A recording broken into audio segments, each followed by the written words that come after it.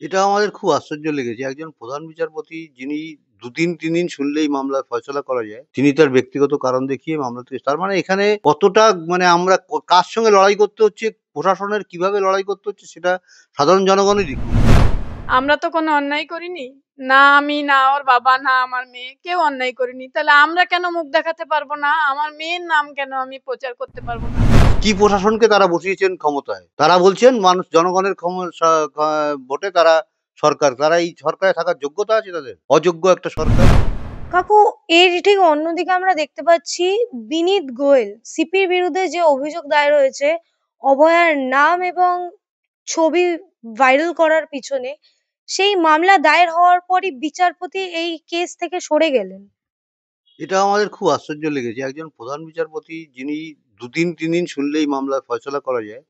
তিনি তার ব্যক্তিগত কারণ দেখিয়ে মামলা থেকে তার মানে এখানে কতটা মানে আমরা কার সঙ্গে লড়াই করতে হচ্ছে, প্রশাসনের কিভাবে লড়াই করতে হচ্ছে সেটা সাধারণ জনগণই দেখুক একবার।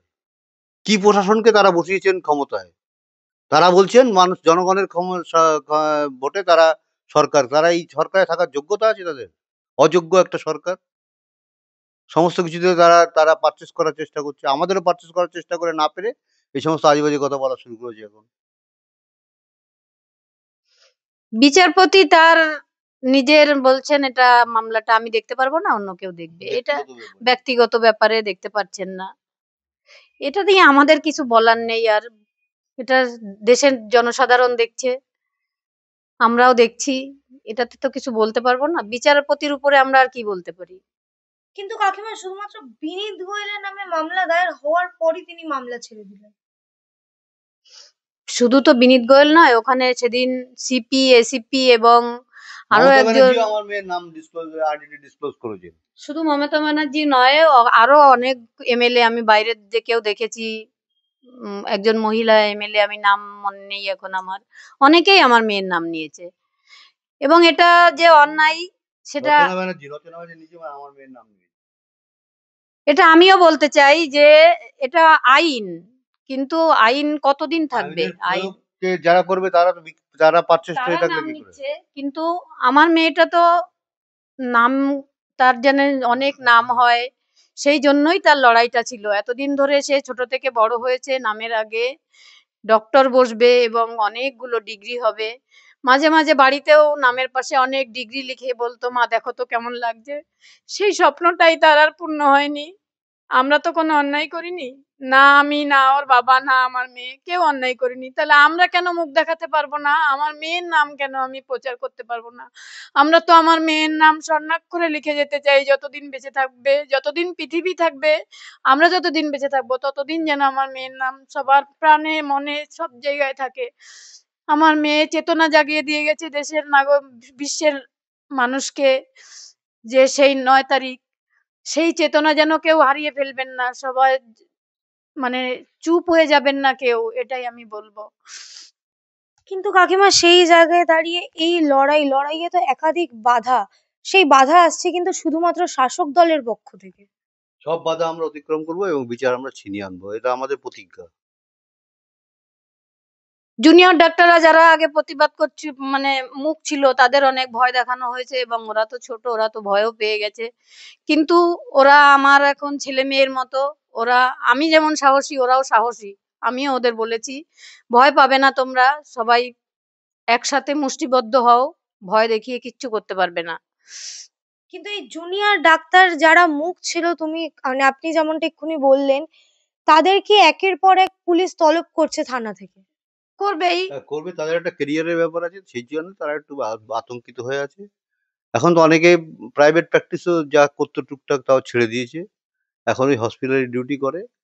তাতেও তারা হ্যারাসমেন্ট হচ্ছে। এইজন্য আমি তাদের মানে সরকারকে বলবো যাতে এই সমস্ত না করে। যত এসব করবে তত তাদের হ্যাকেল হতে হবে। সরকারেরই তত দুর্নাম হবে। আমরা লড়াই থেকে ছেড়ে আসবো না, যতই বাধা আসুক, বিপত্তি আসুক, আমাদের লড়াই চালাতেই হবে। মেয়ের স্বপ্ন পূরণ করতে গিয়ে আমরা সব হারিয়ে ফেলেছি, কিছুই আর নেই আমাদের। এখন বেঁচে থাকা শুধু মেয়ের বিচারের জন্য।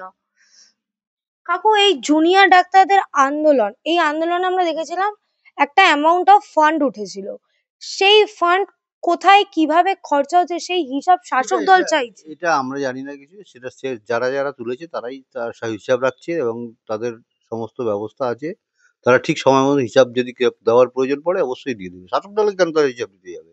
ইনকাম ট্যাক্স ডিপার্টমেন্ট আছে, তারপরে বিভিন্ন ট্যাক্স ডিপার্টমেন্ট আছে, তারপর আইবি ডিপার্টমেন্ট আছে। তাদের কাছে হিসাব দেবে। কেন সরকারকে হিসাব দেবে? রাজ্য সরকার হিসাব দেওয়ার রাজ্য সরকার হিসাব চাওয়ার কি? এবং ওরা আমাদেরও বলে গেছে, আমাদের হাত ধরে বলে গেছে, কাকিমা আমরা যে টাকাটা তুলেছিলাম ওটা আমাদের সহকর্মীর বিচারের জন্য তুলেছিলাম। যদি আপনাদের কোনো প্রয়োজনে লাগে মনে করবেন ওটা আপনাদেরই টাকা, আমরা সবসময় দিতে প্রস্তুত। আমরা বলেছি আমরা এখন কোনো টাকা নেব না। তোমরা তুলেছিলে তোমাদের কাছে রাখো। যদি আমাদের দরকার হয় আমরা নেব। আপনাদের সেই টাকার উপর প্রশ্ন নেই তাহলে? না, আমাদের কোনো প্রশ্ন নেই। কাকু আমার শেষ প্রশ্ন, এই বিচার এই মানে আগামীকাল আমরা জানি এই মামলার রায় আছে, প্রধান বিচারপতি মামলা ছেড়ে দিয়েছে, আবার নতুন করে নতুন বিচারপতি এই মামলা শুনবেন, আবারও তো সেই কোথাও না কোথাও কি পিছিয়ে যাবে না? হ্যাঁ, আবার হয়তো ২ মাস ৩ মাস পরে উনি ডেট দেবেন। সেটাই আর কি। হোক বিচার। তাতেও আমরা অপেক্ষা করতে কোনো অসুবিধা নেই। আমরা ধৈর্য ধরবো, অপেক্ষা করব। যেভাবে হোক বিচার আমরা ছিনিয়ে আনবো। কিন্তু এই বারংবার মামলা পিছিয়ে যাওয়া। সে তো সুপ্রিম কোর্টেও বারবার দেখেছিলাম পিছিয়ে যাচ্ছিল। তারপর আমার মেয়ে মানে হয়তো ১ মাস ধরে অপেক্ষা করে ২ মিনিট হয়তো আমার মেয়ের মামলার শুনানি হচ্ছে। এগুলো আমরা দেখতে, দেখতে প্রায় ৭ মাস ধরে অভ্যস্ত হয়ে গেছি। এগুলোতে আর আমাদের কিছু হয় না এখন।